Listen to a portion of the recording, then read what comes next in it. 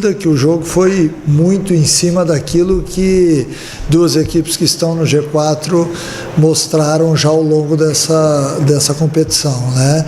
O Novo Horizontino acabou saindo na frente num lance de pênalti, e isso de certa forma não é que deu uma desmontada na nossa estratégia, mas fez com que eu tivesse que voltar para o segundo tempo diferente, né? Óbvio que o que nós queríamos era sair na frente para que nós tivéssemos o jogo na mão. Enfim, o segundo tempo foi um segundo tempo onde a equipe do Goiás jogou mais no campo ofensivo, teve várias oportunidades. A gente lamenta, logicamente, sempre que perde, mas a gente tem que reconhecer. O Novo Horizontino também fez um bom jogo, é uma boa equipe. O Goiás teve boas oportunidades que pararam nas defesas do Ayrton. A gente também não pode achar que todas as partidas serão favoráveis. Em algumas a gente vai ter um pouco mais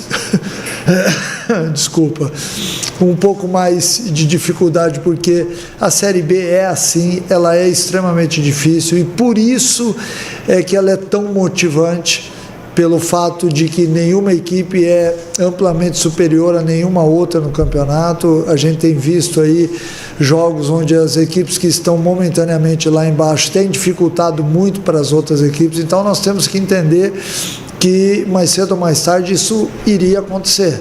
A gente tem que retomar o caminho. Agora a gente fecha com a última rodada do primeiro turno em casa diante do Remo. A gente tem que fazer um bom jogo, buscar uma vitória para terminar bem e, logicamente, abrir o segundo turno aí com tudo. Beleza, vamos então agora com as perguntas de Goiânia. Vou direcionar as primeiras perguntas aqui para o professor.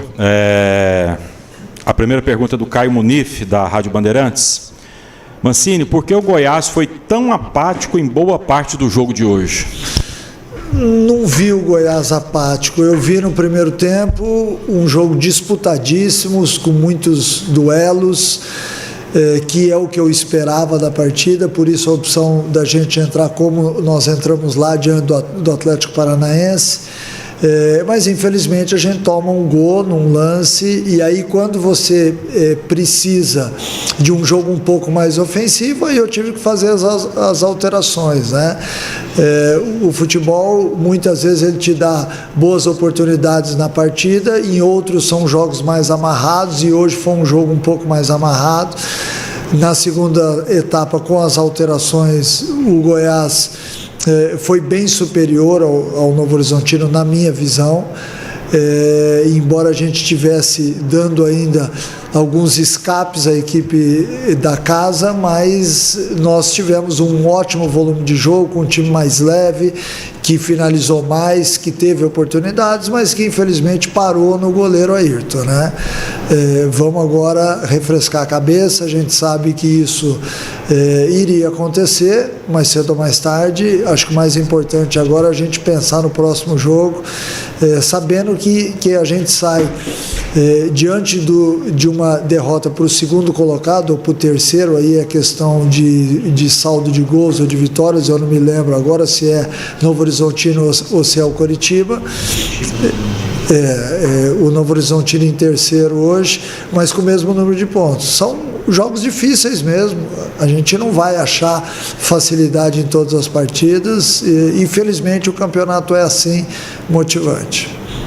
A pergunta agora é do Angelo Costa, da Rádio Difusora.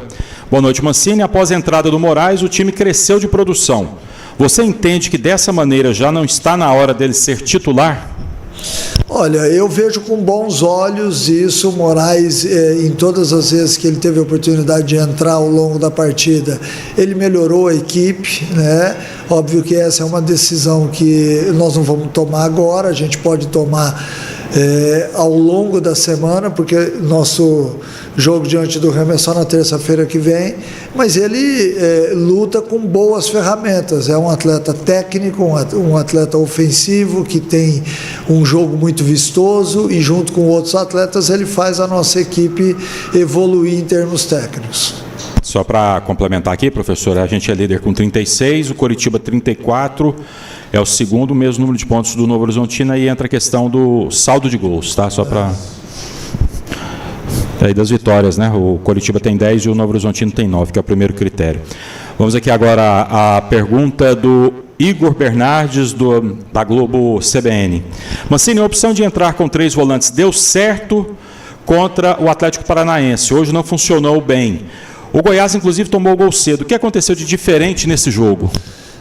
Tomar o gol. A gente bobeou num lance que é um lance difícil, porque há um desvio naquele atleta que estava sendo marcado pelo Tite, há um desvio na bola, o Messi acaba perdendo tempo, o Pablo Diego entra nas costas e acaba sofrendo pênalti. É difícil você tentar prever aquilo que vai acontecer num jogo de futebol, né? Nós sabemos que qualquer estratégia pode dar certo ou não a partir do momento em que a bola bate na trave e entra, ou bate na trave e sai. E aí, depois do jogo, obviamente que a gente enxerga todo o panorama. Mas antes de começar a partida, a gente tem que ir por aquilo que vem dando certo. Deu certo diante do Atlético Paranaense, hoje não deu certo porque o Ayrton fez 2 grandes defesas. Talvez a gente estivesse falando aqui de um empate ou até de uma vitória no segundo tempo, e aí a gente estaria falando de mais uma vitória do Goiás. Assim é o futebol, nós temos que entender, hoje não deu certo a estratégia, que em outra partida acabou sendo ponto forte. Vamos aqui à pergunta do André Rodrigues, da Band News FM. Mancini, você teve a convicção que realmente foi pênalti do Messias em cima do Pablo Diego, e as alterações processadas no segundo tempo deram o efeito que você esperava? As alterações deram o efeito, sim. O nosso time ficou bem mais leve, mais insinuante, um time que chegou com uma facilidade muito maior na área do Novo Horizontino. Óbvio que a gente necessitava do resultado, então isso também faz com que o atleta, muitas vezes, ele se exponha defensivamente para jogar, mas a gente precisava disso, o intuito ali era exatamente chegar ao empate.